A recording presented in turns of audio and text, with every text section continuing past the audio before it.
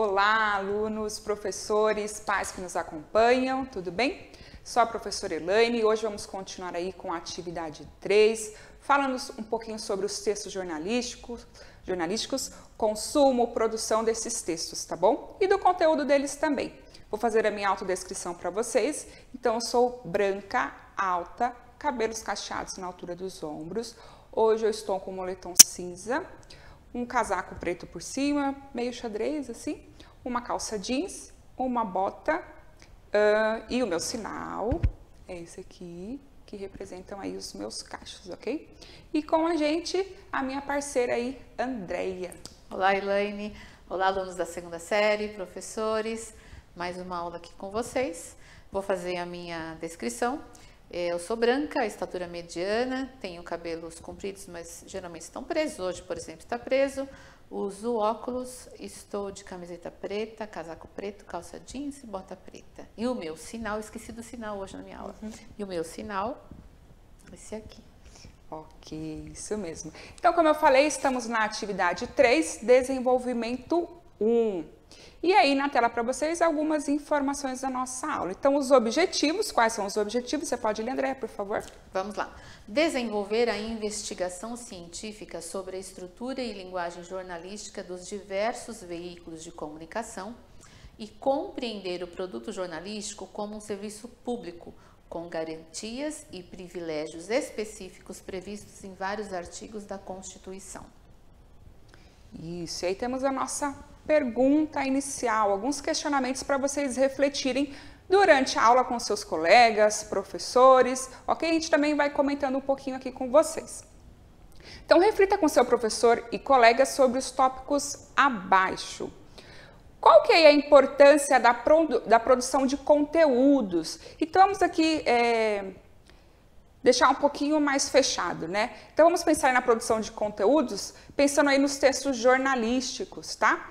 Seja em jornais impressos, online, tá bom? Nos televisivos. Então, qual que é a importância da produção de conteúdos? Por que que eles são importantes? Então, podemos pensar aí no macro, de forma geral, tá? E também trazendo mais aí para o nosso conteúdo, que são os textos jornalísticos, ok? E aí, continuando, processo de difusão de conteúdos através das redes sociais, né? Então, como é que a gente consegue difundir aí os conteúdos através das redes sociais? Pensando sempre até que ponto isso é interessante, em que momento que a gente começa a se perder, ter prejuízos com isso, tá? E mais um questionamento que eu quero que vocês pensem no decorrer da aula é: acesso a plataformas de consumo de informação e de conhecimento. Então, quais plataformas vocês acessam aí para ir acrescentando o conhecimento de vocês ou adquirindo mais conhecimento? Então, muita coisa aí para a gente falar hoje, ok? E mais algumas informações, então, para vocês. Pode pôr na tela para eles, por favor. Nós vamos ler esse texto aí, que ele é um pouquinho amplo, tá bom? Para vocês irem aí adquirindo mais informações, ampliando o repertório de vocês. Lembrando que ao final, né, dessa atividade aí, vocês produzirão um jornal, né, pensando aí no jornalismo de solução, tá? Então, nós trazemos aí para vocês algumas informações.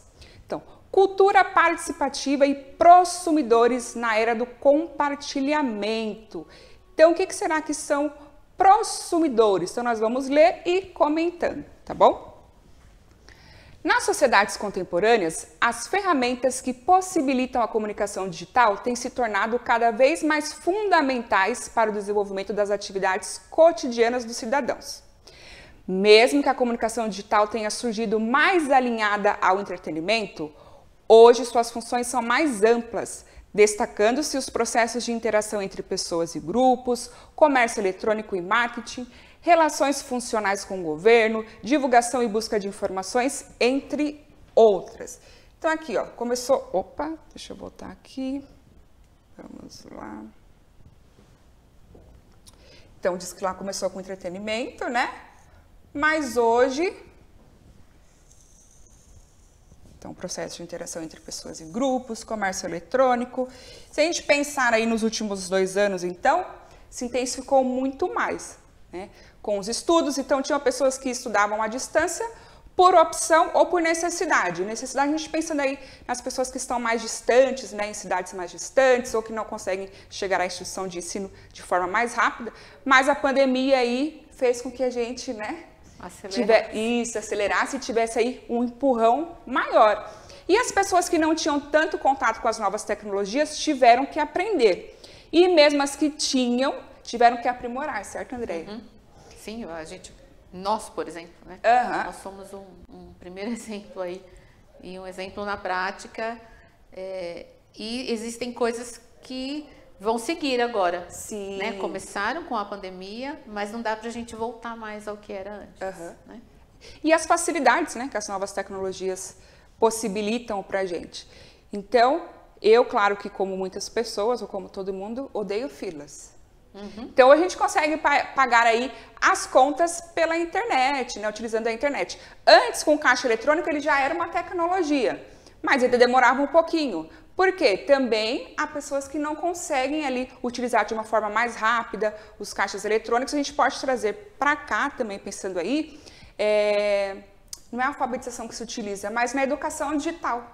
Né? Então, é necessária essa educação digital para as pessoas também. Desde os mais novos, que têm mais facilidades, né? Até as pessoas mais velhas. Então, é necessária essa educação digital aí também, o acesso às novas tecnologias, a democratização, né? A essa educação digital para facilitar mesmo, porque há meios que realmente hoje só pela internet mesmo que a gente consegue, né? Utilizando aí as novas tecnologias. Já está um pouco mais difícil no presencial.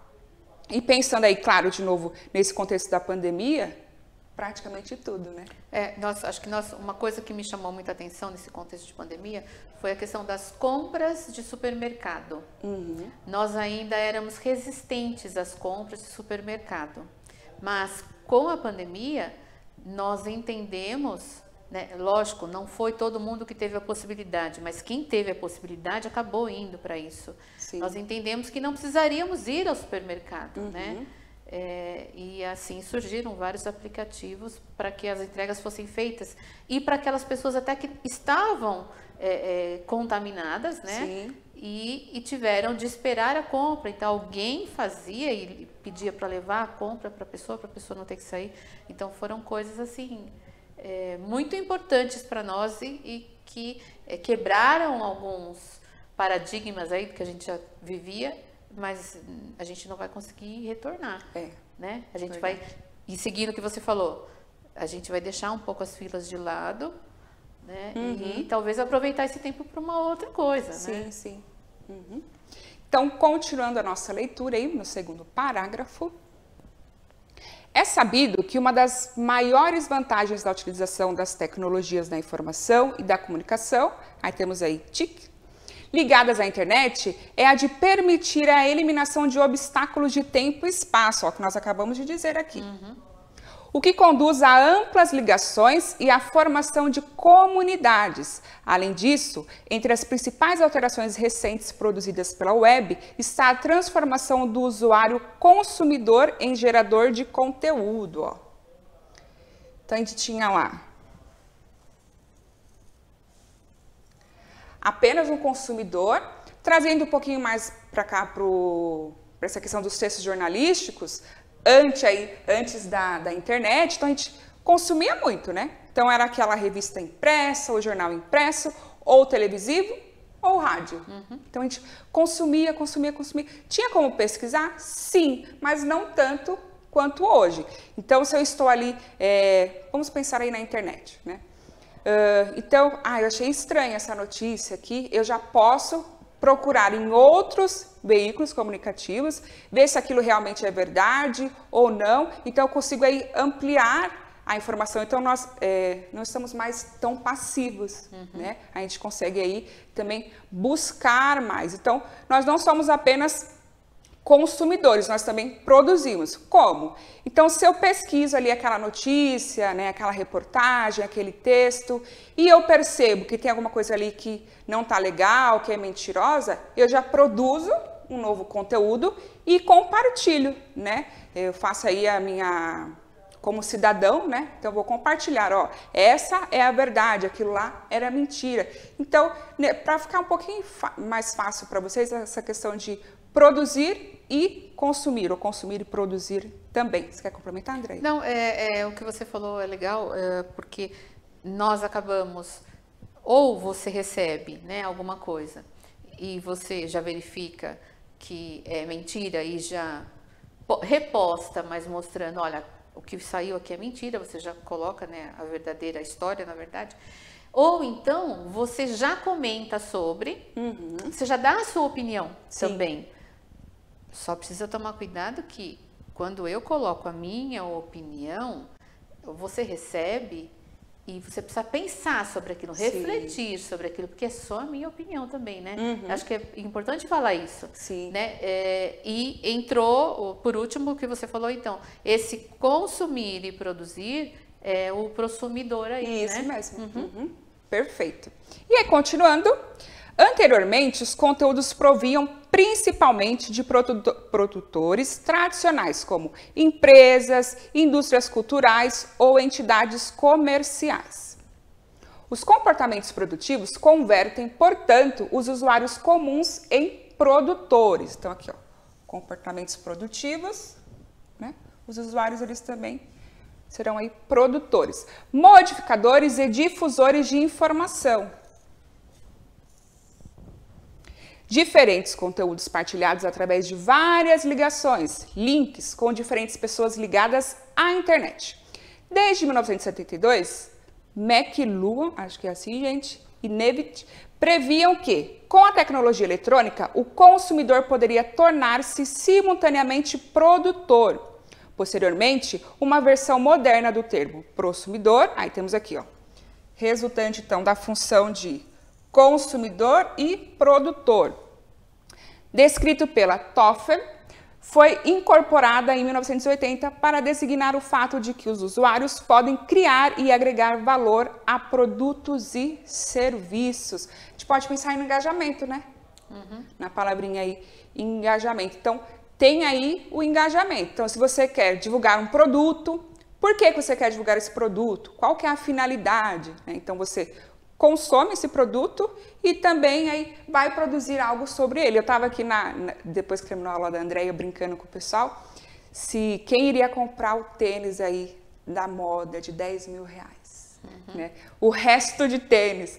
Então, eu acabo produzindo também, aí mesmo que de forma irônica e brincando, eu estou divulgando esse produto, né? E colocando a minha ideia sobre ele, o que eu penso sobre esse produto. Então, eu consumi aquela informação, né, que eu vi ali em determinado site e também produzi algo aí ao compartilhar com o pessoal e colocando comentários sobre ele, tá bom? Continuando, então, o conteúdo gerado pelos usuários de forma específica refere-se àquele que foi criado, modificado e divulgado pelo indivíduo na rede. No que se refere ao formato, esta informação é muito diversa e pode ir de fotografias, vídeos, música, textos curtos, adaptados à rede social ou plataformas nas quais são partilhados, utilizando as funcionalidades disponíveis. A gente pode pensar no Instagram também, né? Sim. Que tem toda essa modificação, que aí também, né? Estou produzindo alguma coisa. E ele colocou bem aí, quando fala que às vezes é o fato de modificar, né? Às vezes você recebe só a foto, aí você inclui um texto, né? Você recebe só o texto não verbal, inclui um texto verbal, aí inclui uma música. Sim. E para quem presta bastante atenção nessa leitura, vocês precisam entender que nada que foi colocado ali foi sem intencionalidade. Né? Então, eu tomo muito cuidado com as músicas que eu coloco, porque elas, de alguma forma, elas têm alguma relação com o que eu postei. Sim. Eu criei esse hábito. Então, se você prestar atenção, existe isso. Não é aleatória, né? E, então, eu tenho que tomar cuidado, porque eu sei que as pessoas estão prestando atenção nisso. Então, é uma outra forma, né? Você coloca a notícia, ou a reportagem, você coloca a fotografia, você coloca a música. Então, façam toda essa leitura. E a gente acaba reforçando aí a importância, então, de pesquisar e checar, né? Essas informações aí diversas. A gente está falando aqui um pouquinho mais aí das redes sociais, né? Que o Instagram ele tem mais essa função de... Ele pode divulgar um produto também, né? Mas às vezes a gente acaba divulgando mais a vida, né? Vende-se aí que também se torna um produto, né? Então, observar sempre o que está sendo produzido, para quê, por quem, por quê, como. Isso é muito importante aí. Até mesmo para vocês, na hora que vocês forem produzir aí o jornal de vocês, pensarem, né? Qual que é a finalidade do jornal? Qual que será o tema específico? A partir desse tema, quais outros textos vocês farão aí, produzirão, tá bom? Vamos ver aí, depois a gente volta na leitura, vamos ver um primeiro vídeo, tá? Que ele vai falar um pouquinho sobre essa questão aí de pesquisar, de estar atento ao que é publicado. Você já parou para pensar em como é feito o Jornal Nosso de cada dia? Bem-vindo à redação, esse lugar onde a notícia começa a tomar forma. O editor é o último olhar daquilo que vai ao ar. O principal ingrediente do bom jornalismo é a credibilidade.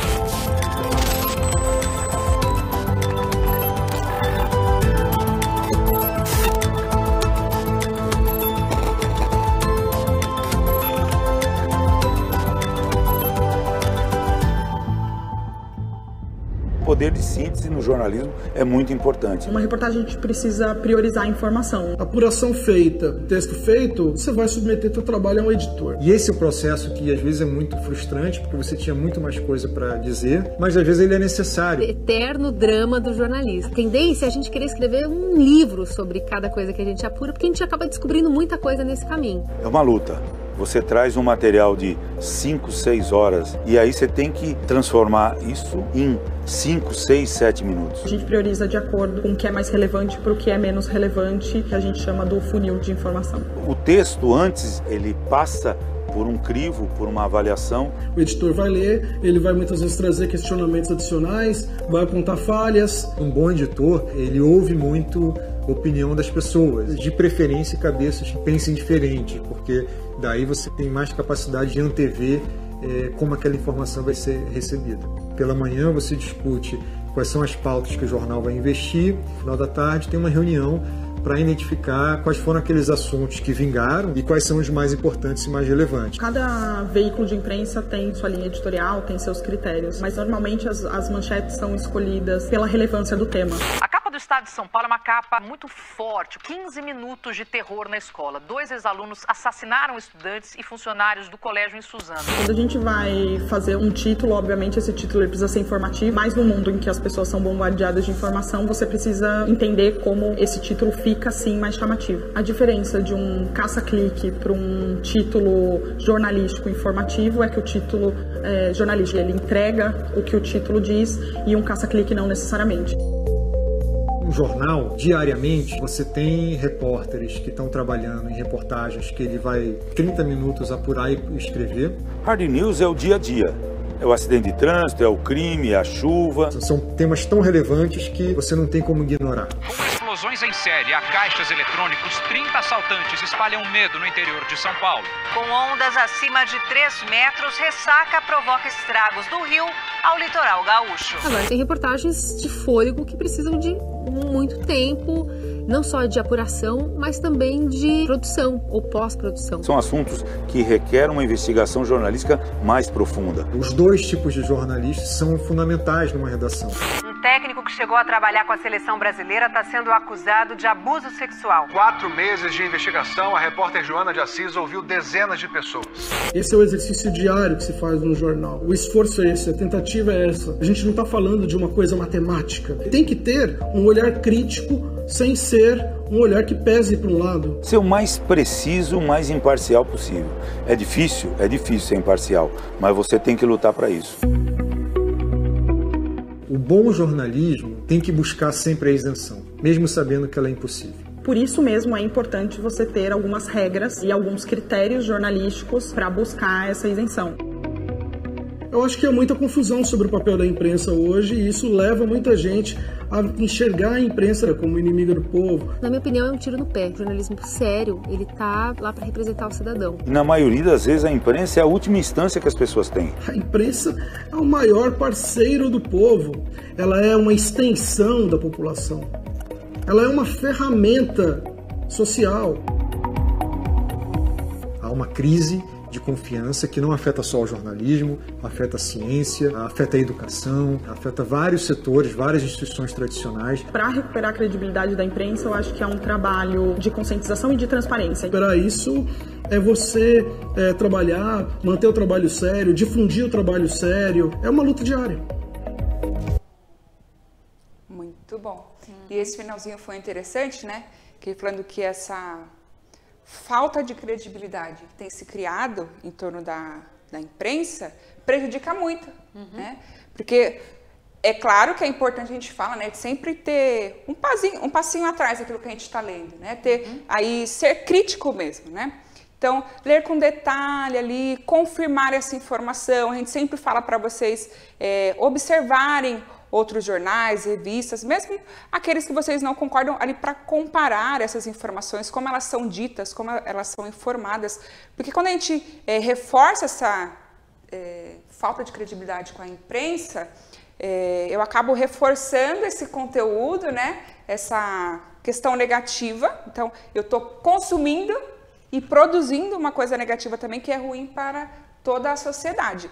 Então, a gente acaba aí retomando o que a gente falou lá no texto. Então, ter muita atenção com aquilo que eu estou produzindo, porque quem vai consumir o que você produziu também vai produzir uma nova informação.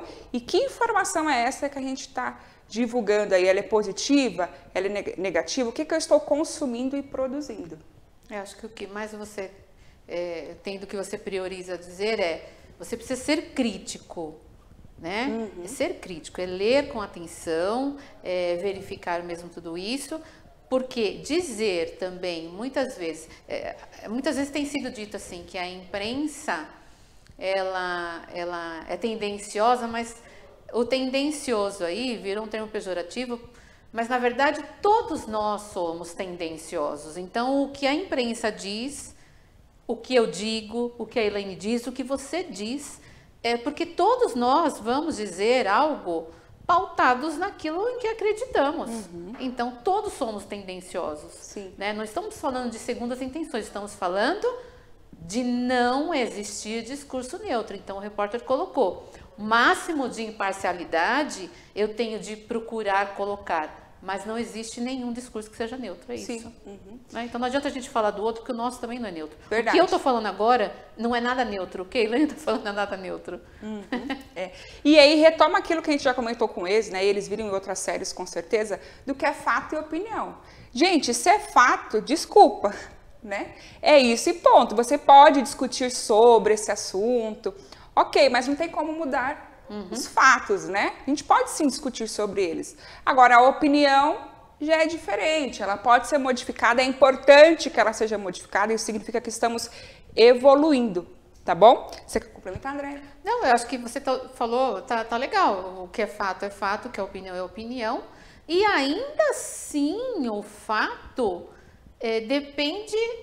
não é que você vai mudar, mas qual o foco que eu dou pro fato e que você dá pro fato. Então, e aí vai, de novo, a gente cai num discurso que não seja neutro, porque até o jeito que eu vou apresentar, o meu ponto de vista para tirar uma foto do mesmo lugar é diferente do seu ponto de vista nesse sentido, né? O fato é o mesmo, né? Mas eu vou querer mostrar alguma coisa que talvez seja diferente do que você vai querer mostrar. É isso que precisa prestar atenção, né?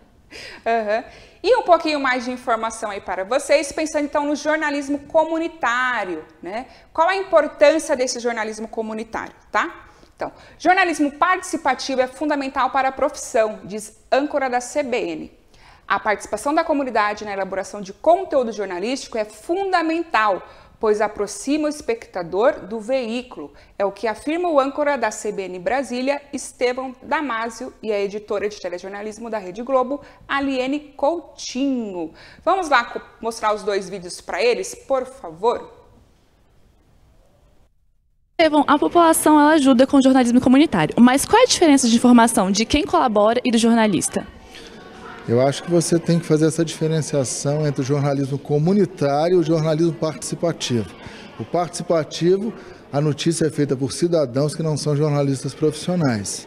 No jornalismo comunitário, são jornalistas profissionais, mas que têm um viés de servir a comunidade. Em ambos os casos, duas coisas não podem faltar: responsabilidade e boa apuração. O jornalismo comunitário, ele pode ser o futuro do jornalismo? Eu aposto nisso. Eu acho que se você não elaborar sua pauta pensando na rotina das pessoas, nos problemas vivenciados por elas no dia a dia, você vai ser alijado do processo. Hoje o cidadão quer ter como espelho um meio de comunicação que o valorize e ao mesmo tempo que se preocupe com os anseios e os desafios que ele tem diariamente. É legal a gente pensar aqui, quando a gente está aí num tema super polêmico, aí observamos determinado jornal, coloca uma manchete que não tem nada a ver com o que está acontecendo ali no meio, né? Então isso não é nada comunitário, mas comunitário pensando assim no amplo mesmo, né? No social. Por que será que esse jornal não falou sobre esse assunto, né? Foi, ou revista, né? Blog, especialista, falou sobre uma coisa que não tem nada a ver, né? Então o comunitário a gente pode pensar nisso também.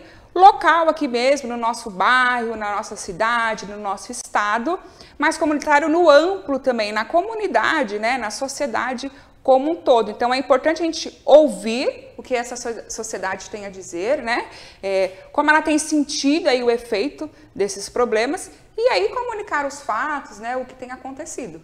Ser um serviço e não um desserviço. Isso mesmo. Vamos para o próximo vídeo então? Acredita que o jornalismo comunitário pode ser o futuro do jornalismo? Com certeza. A tendência agora é modernizar cada vez mais, né? A gente lê e tem acesso a notícias num tablet, no celular, no notebook. Então, assim, isso não vai parar por aí. Isso não vai por aí. Então, as TVs, por exemplo, têm que correr atrás disso. Ou elas se modernizam, ou elas fazem com que as pessoas se sintam dentro dela, tenham mais acesso a ela, ou ela vai cair por terra. Claro que nunca uma TV vai cair por terra. É mais fácil ela se modernizar e aceitar cada vez mais a participação da comunidade, né? Acreditando, inclusive, até que todo cidadão pode ser um repórter, no sentido de reportar a informação.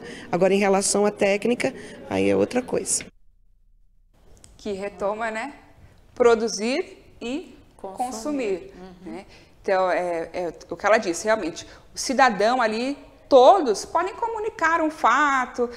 Geralmente tem ali a carta do leitor, que a gente conhece, algumas questões assim no jornal ali, mais específico, né? Mas é importante ampliar isso. Por isso que em reportagens a gente tem aí as entrevistas com as pessoas, ou somente a entrevista em si, o que eu quero com ela. Então, eu coleto essa informação para produzir outra. Então é bem importante isso aí, dar voz a todos. Né? E é o que tem acontecido, né? As pessoas enviam as imagens, houve uma enchente, em tempo real as pessoas enviam as imagens, então onde a TV, por exemplo, né, não chegaria ou demoraria, o consumidor, o telespectador já envia a imagem, né, em tempo real ele consegue, isso está contribuindo, né? O rádio a gente fala bastante também, né? Rádio também. Que é mais Sim, fácil a gente acaba ligando, exatamente. Tá naquele trânsito, né? Isso mesmo. Então, pessoal, por hoje é só. Vocês conseguem aí ler o restante dos textos, como sempre, né? Eu resumo bem. Tá bom? Então vocês têm muito conteúdo aí para discutir, para ampliar, para produzir o jornal de vocês e aguardamos vocês na próxima aula. Muito obrigada, Andréia. Obrigada obrigada professores e alunos da segunda série. Até mais.